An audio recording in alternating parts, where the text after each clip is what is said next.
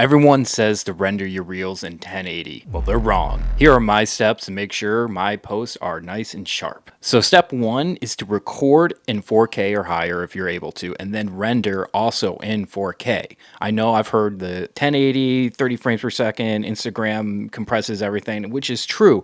However, I've tested both and I've seen much better uploads at 4K. All right, let's jump into Final Cut Pro here. I don't know if this will be the same for like Adobe Premiere or other editing softwares, but I think the last step will be the same. First thing I do, and obviously this is going to be after you're done color correcting, color grading, and adding any other effects or editing you need to do, because the next two things will slow down your machine. First thing I do, I just drag an adjustment layer on top of all the clips and go to blur and then sharpen.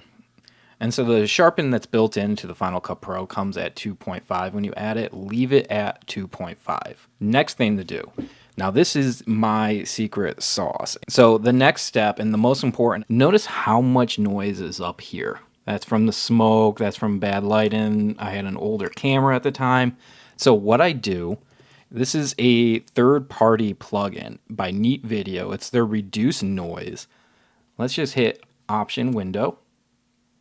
Let that pop up. Auto profile, that's all you really have to do. Of course, you can dive deeper into all of this stuff if you know what you're doing. Plenty of tutorials on their website. Then you just hit apply. Now notice how all that noise is gone.